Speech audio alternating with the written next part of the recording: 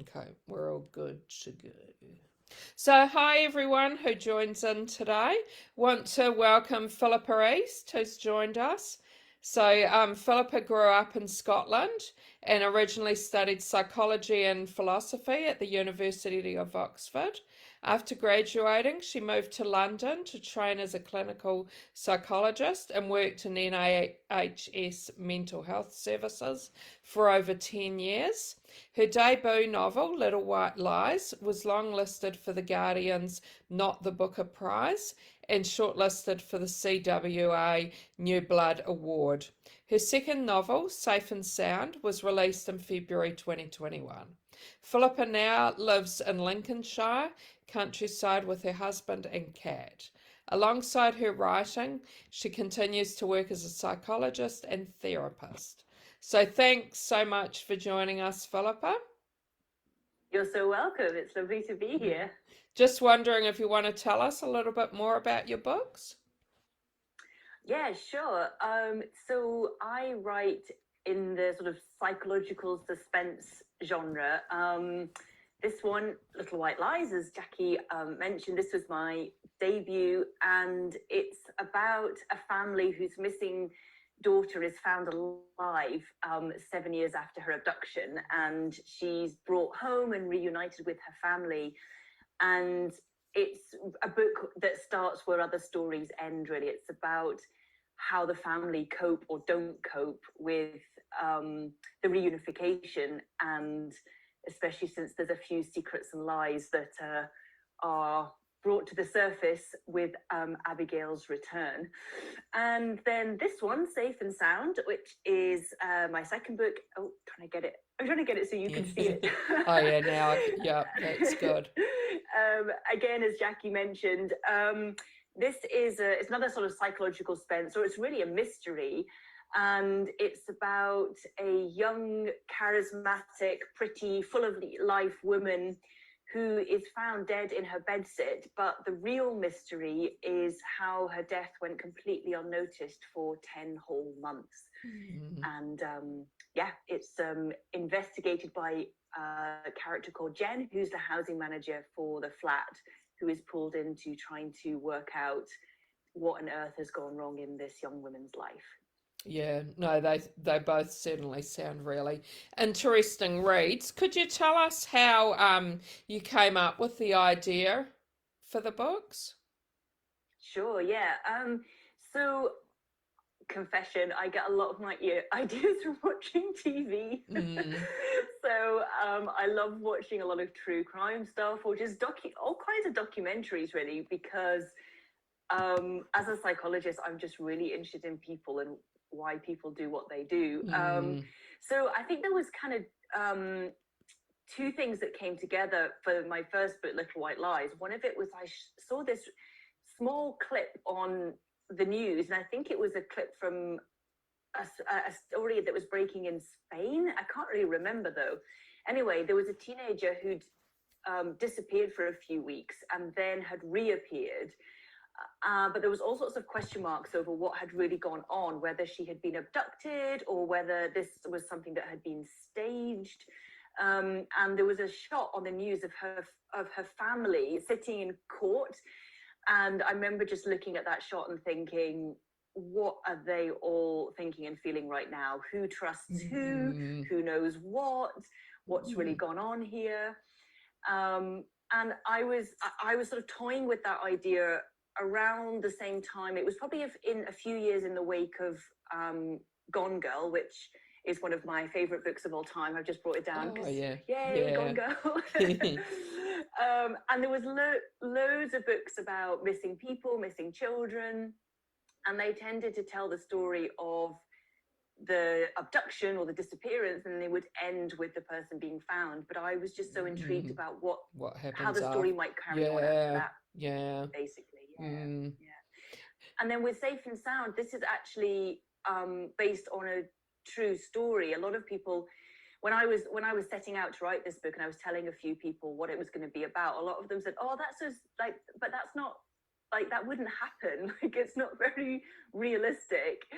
But yeah, it was based on a case in North London of a woman called Joyce Vincent. And some of you may have come across, there was a docudrama made called Dreams of a Life, which was about this woman's life and her death. She died in her bedsit, and it was over 2 years before her body was found. That's pretty, Yeah, Mm. and since I wrote Safe and Sound, there's been other cases that have come out. There was one in New Zealand recently with a university student. I think it was a gentleman in Norway, similar sort of thing. So yeah, it's very haunting. I saw that film when I heard about that real case, and I was just basically haunted by it and had to write something. And the one with your first novel, were you able to speak to anyone or who'd been in that sort of situation? I wasn't actually, because it's so rare. I mean, in the book, it's not just a case of someone going missing for a few weeks and then coming back, or it's quite common for a child or a teenager to go missing for a number of hours or days, and they've gone a bit AWOL for a while and they show up again. But to have someone found after a matter of years is almost unheard of, really. I mean, it does happen, but it's so incredibly rare. So it's not something I've ever come across directly. But I got a lot of really good information from, there's an organization in America who specialize in these kind of reunifications when children have been abducted, and then after a long period are discovered and brought back to the family. And they produce a whole series of guidelines on how that should be handled, kind of right from the basic physical stuff about where that reunification should take place, and covering all the kinds of psychological elements that might need to be thought about, and some of the typical reactions of the missing person, but also the family members as well, like siblings and things like that. So I did a lot of research through that, really. So not firsthand, but yeah. No, it does sound interesting. And could you tell us, when you were doing your research, is there something that you found that really, really surprised you? Oh, sorry, say that again. It went a bit quickly. When you were doing your research, is there something that you found that really surprised you? Oh, that's a really interesting question, actually. I would probably say that the short answer is no. Actually, what was really interesting for me is that I, as you mentioned in my bio, I'm a psychologist, and although I've never worked with missing people and this kind of thing, I've worked with a lot of people who've got some form of trauma, often some sort of trauma within the family as well. And actually, what was kind of in a way surprising to me is how many similarities there were, just in terms of, this is a process of acclimatizing to a trauma, and a family acclimatizing to a trauma, basically. And it was kind of reassuring in a way that actually a lot of stuff that I already knew as a psychologist, I could kind of apply to this situation, because that was one of the things that worried me initially, was that because I didn't know anyone who'd been in this situation, or I'd never worked with anyone in this situation, what right did I have to try and tell this story? What did I know? But actually there was so many things that were similar, a lot to do with the idea of people thinking that by not talking about it, that would make it easier to move on, by not discussing it. And actually we know from trauma that that doesn't work, that has the opposite effect. And also a lot of the idea of how guilty a lot of people feel, how much guilt there is involved when this is a family event. So I guess the surprise was how much I knew rather than how much I didn't know, perhaps. Yeah. And could you tell us, had you always wanted to be a writer? No, actually, I know some people have felt like that from really early on, and they've always had that in mind. For me, first of all, I didn't really think that it was a job. Do you know what I mean? It never really crossed my mind that people did this for a living. I don't really know where I thought books came from. They just appeared.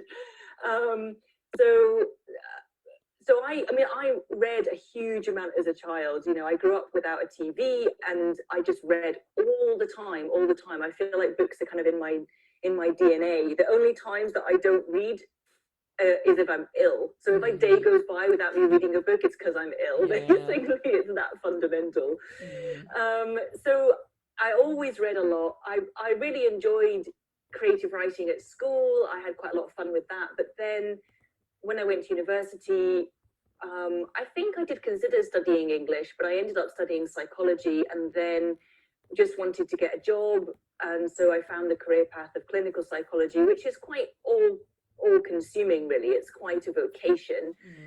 And it wasn't until I was about 30 that I, just for fun, had a go at creative writing again. Took it up as a hobby, really. And just completely fell in love with it. And looking back now, it kind of makes sense that books and stories and writing have always been there for me. Yeah. So I sometimes think maybe it was inevitable that I would end up being a writer, but it wasn't obvious to me from the start. And how hard or easy was it for you to get that first book published? Not easy, because I don't think it's ever easy. So I when I sort of picked up writing again as a hobby, I started writing a novel, and I spent about 18 months writing it and had loads of fun, but it was absolutely terrible. And I didn't know anything about writing. I was just really enjoying myself. You know, I was making up characters and making up the plot, and I just was, you know, just mucking about with it, really. And then I had that moment, which probably a lot of, you know, people who are getting into writing and wanting to do writing have, when you realize you actually know absolutely nothing about writing. You don't know what point of view is. You don't know what an inciting incident is, like, and then you're like, oh my gosh, I've got so much to learn, and I don't know what I'm doing and what. So then I ended up writing short stories for a long time, and that was actually a really good way just to learn my craft and experiment and have fun and get to know the kind of books or stories that I wanted to write. So I'd probably been writing for about 10 years by the time I began working on what ultimately became Little White Lies. And I mean, to cut a long story short, that book went through about 25 drafts before it got published. It was a real labor of love. I felt like I had a really strong premise, but it took me a really long time to figure out the story and how to tell the story.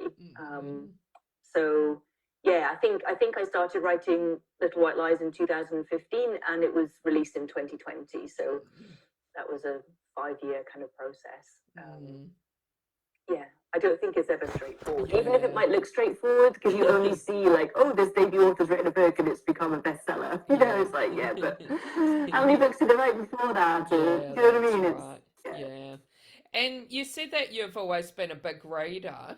Could you tell us what sort of things you like reading yourself? And maybe I'm wondering if there's anything you've been reading lately that you want to recommend to us?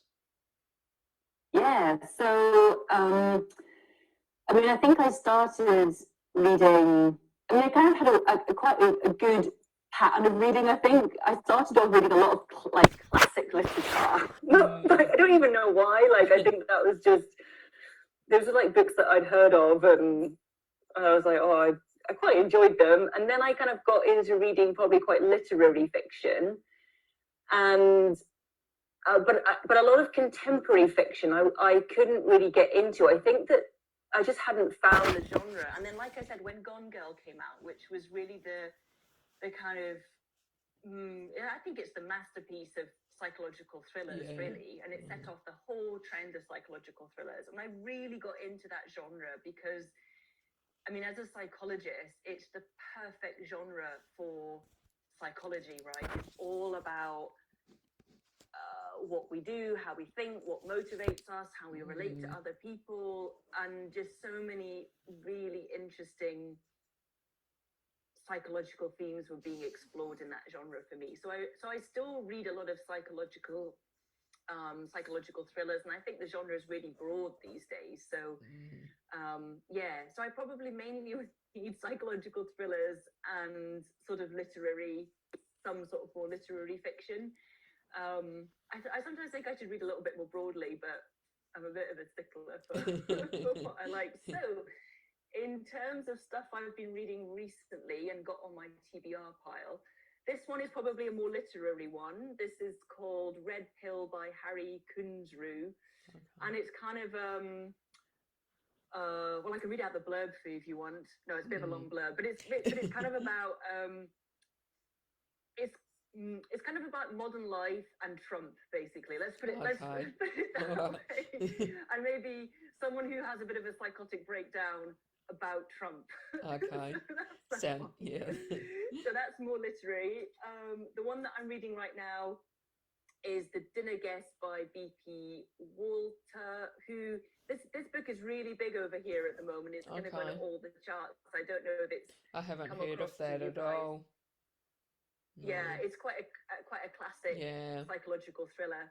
So that's just recently come out?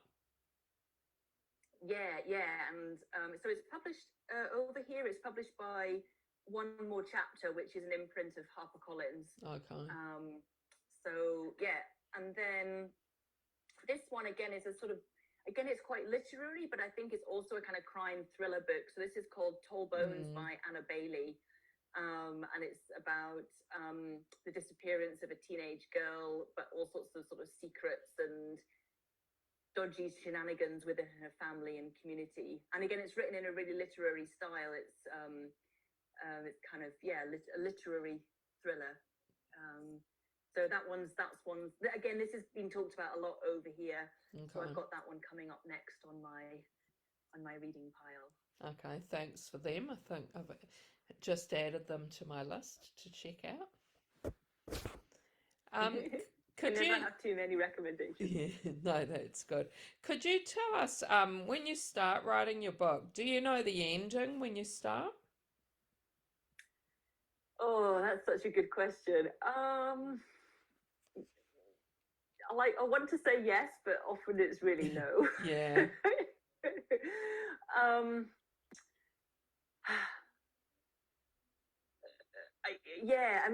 It changes a lot. My books go through so many drafts and they change a lot. And actually, I think I have a sense of what kind of ending I'm going for. So, for example, in Little White Lies, I knew that I wanted the ending to be that the family, to some extent, resolve what they need to resolve, and they actually begin to heal. So that's the kind of end, the point where emotionally they really start to reconcile. So I knew that was going to be how the book ended, but that's not very specific. So in terms of how that actually happens and what actual scene I'm going to have around that, I didn't really know. And it did change a number of times. And similarly with Safe and Sound, I knew to an extent that the ending was going to be when I reveal the answer to how did she go unnoticed for 10 whole months. But again, I didn't know exactly how I was going to do that. And to be honest, for a really long time, I didn't even have the answer to that. So I kind of know the kind of ending. I know that I know what the ending is going to resolve, I think. I'm just not always sure how exactly it's going to do that. So, it's difficult. And what do you hope readers will love about your books? Everything, obviously. No, I'm joking.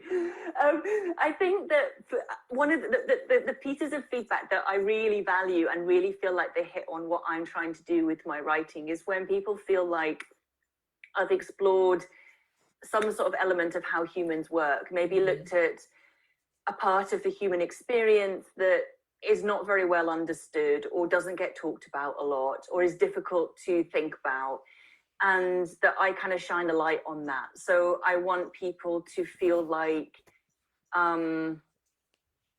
it's the characters, it's their emotional journeys, it's their subjective experiences that stay with you, and that yeah, there's something in the books that will make you think, or maybe reevaluate something a little bit. So yes, I always try to write a twisty plot, and you know, with a good page turner and things like that. But ultimately, I want people to feel like they've gained some insight into other people, and maybe into themselves. Yeah. I think. Yeah. Yeah. And we've got a few people watching, which is great, and some people are asking some questions. So just reminding people who are watching, if you do have a question for Philippa, please type it in comments. So Mary's wondering what or who inspires your writing? Well, I know I keep banging on about it, but Gillian Flynn is a massive influence for me. I mean, like I say, she really kind of opened my eyes to the idea that you could write a real page-turning book that was really exploring something about how people operate. And that was kind of completely eye-opening to me.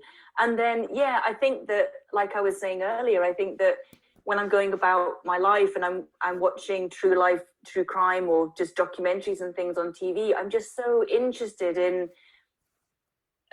people, you know. And people often ask me about how my work as a psychologist fits with my work as a writing, and I always say that I think they're two sides of the same coin for me. That I spend my whole life trying to figure people out, and I include myself in that. Like, I think trying to understand other people is a way of trying to understand myself and my own experiences. And I think that that's a big part of why I was drawn to psychology. And I think it's that's why I'm writing. I'm writing to try and make sense of the world, to try and make sense of myself, to try and make sense of the people in my life, the people that, or the stories of people elsewhere in the world. I think that's what keeps me writing all the time. All those questions about why do we do what we do, basically.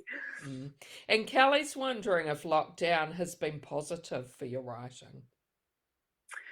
I have to admit, probably yes, or at least it hasn't made things worse for me. I mean, it's been there's difference between how it's affected me as for the writing, and how it might affect me as a kind of author trying to promote my books. So in terms of the kind of author stuff, I mean, a lot of in-person events got cancelled, but then they've been replaced by stuff like this, right, which has been absolutely brilliant. You know, I've got to take part in things and meet people that I would never have done otherwise. So actually that's been great. And I've also through online networks, I've met a really great group of other debut writers whose first books came out last year, and we've all massively supported each other. And again, I don't think that would have happened without lockdown. Actually, we probably would have just been in our own little, you know, places and not linked up in the same way. So there's been huge positives from that. And in terms of writing, I mean, it's kind of the same. Like, I'm a massive introvert. I like to just be at home in my little workroom writing, and lockdown has kind of meant that there's fewer distractions from that, you know, like fewer things I'm supposed to be going out and doing. So yeah, I've been lucky in that it's been okay, although I know for other people it's been really stressful, depending on what they've been juggling in their home lives and things like that. So but thankfully I've been all right. And Mary's wondering if you have writer peers who are supportive. Oh yeah, absolutely, Mira. I mean, like I was just saying, we've formed this network of fellow debuts. It started off as a Facebook group, actually, of just people whose books were coming out in 2020. And then we sort of started, when lockdown came in particular, we started having a Friday afternoon Zoom chat. And we do it every week now. We just basically just sit down with like a cup of tea or beer or whatever on Zoom, and like cry about what's going on with our books, and like help each other along and give each other advice. And it's incredibly supportive. And I think that that's a really good thing to have a think about if you're writing, even if it's just finding a local writers group, or again, there's often lots of online networks. Steer clear of any that feel kind of bitchy or negative to you, like, you don't need to waste your time on that. Most writers are really lovely people, and just find another group. So I'm really lucky to have those peers, and they are absolutely invaluable. I don't know what I would do without them now, to be honest. And I think we've had a few on here as well, which has been really good. Exactly. Mary's also wondering, do you read your reviews? No. In fact, I've set up a movement called the Don't Look, Don't Cry movement. It's a really hard one, because obviously, on the one hand, authors are always saying that we completely value reviews, and we often ask readers to leave us reviews on Amazon or Goodreads or wherever, because those reviews are really helpful in flagging up the book to other potential readers and getting other readers to know about the book, and to help people make choices, if they think it will be their kind of book or not. So reviews are massively helpful in helping a book get traction, or very bluntly helping with things like sales. And like, we want our book to get into the right readers' hands. We want the book to find other readers who are going to enjoy it. But the reviews, I always take the view that the review isn't for me, the review is for readers. And I can't change the book now, and it's potentially just going to distract me from getting on with my job, which is writing another book for readers who would want to read it. And I mean, I've listened, I pay a lot of attention to what authors who are a few steps ahead of me along the journey do. And pretty much all the authors that were already published, already had debuted, were kind of down the line a bit, were like, don't read your reviews. And I was like, they've clearly worked this out, so I'm not going to waste my time reinventing the wheel. And when I do get caught up in looking at reviews or ratings or sales figures, it's just a massive distraction, and it's just a very inefficient use of my time. So no, I don't read my reviews. And I do encourage other authors not to read them, not because we don't want them, we really want them, but we want them for other readers, basically. And could you tell us, are you working on something new at the moment? Absolutely, I'm always working on something. So I'm really thrilled that I have another 2-book contract with HQ HarperCollins, 2 of my publishers over here. And so my 3rd book is due out next year. I think it will be around August time, actually. And yes, I've had a few false starts with this book, I will put my hand up and say. But this one is about, it's again the same thing, sort of psychological thriller genre, and it's about the Goodlight family, who have a teenage daughter who is a violin prodigy, basically. She's a real rising musical star. And the book starts with her playing a jaw-dropping performance at the semi-finals of Young Musician of the Year, which is a competition we have over here with the BBC. I don't know if you guys know of it over there as well, but it's a very, very prestigious music competition for teenagers, for young people. Anyway, she plays this absolutely fantastic concert for the semi-finals, and then straight after the concert, she just completely vanishes. And the book is basically the mystery of where has she gone, why has she gone, what's she running to, or what is she running from. Sounds interesting as well, yeah. And Kelly's wondering if you've had a favourite book this year. Oh my God, don't ask me that. I hate having to choose a favourite. I read so many. What have I really enjoyed? I really enjoyed The Light Keepers by Emma Stonex. That's, again, a mystery about 3 men who completely vanish off an isolated lighthouse. I read, I don't know if I read it this year or last year. Maybe it was this year. Such a Fun Age by Kylie Reid, which was brilliant. Oh, I can't list them all. If you have a look on my Twitter feed, you'll see the books that I tend to read and enjoy. Okay, So yeah, that's probably a good place to get a good summary. yeah, yeah. And could you tell us, do you have any writing rituals? Any writing rituals? Mm. Yeah, kind of. I mean, I have a CD that I listen to on repeat, which is uh, Romantic Oh, Classics 2, free okay. with the Daily Mail. I don't know where it came Does from, that put you in the but mood for writing a psychological thriller? yeah, I know. But I just kind of get into a loop, but it just like goes round and round and round. Mm, I also have a pair of like baggy trousers that I think of as my writing trousers, mm. and I always try and make sure that they're nice and clean for my writing days. And I don't know, whenever I get into those trousers, I'm in writing mode. So they're Yeah. more like cues to get me in the zone, really. I think, Mm, yeah, it's mm. funny. And are you still working full time in your other job while you're writing? No, I'm working part-time now. So I have my own practice now, which means that I can Mm, set my own hours, which is mm, which is really good. And as my writing career has kind of progressed, I've kind of reduced my hours accordingly in the psychology practice. So I do that kind of it varies a little bit, sort of between a day and a half and 2 days a week. mm. So and then the rest And of then the you're time, for the writing, yeah. majority of the time, I'm Yeah, writing. Yeah. yeah. No, that's good. Anne's wondering, like you said, you do read a lot. How many books would you read on average a month? Well, I calculated it at one point that I read about 60 books a year. So what's that? 5 books a month, four or five Mm, books a month, something yeah, like that. okay. Yeah. Mm, Um, I would read more if I had the time, but yeah, I'm mm, always reading. So yeah.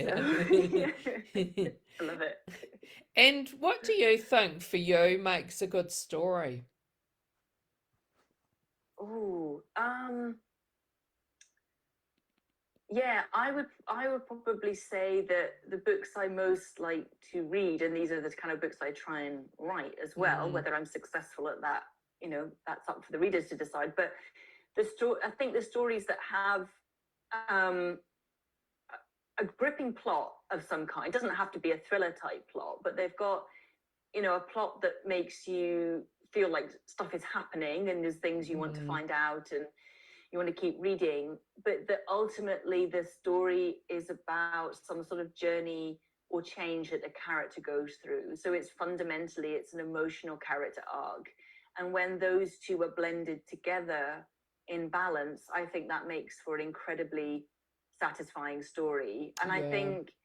I mean, people vary on this, but if I read a book that is kind of all plot and the characters don't really evolve themselves, feel I might have been entertained, but I feel I haven't really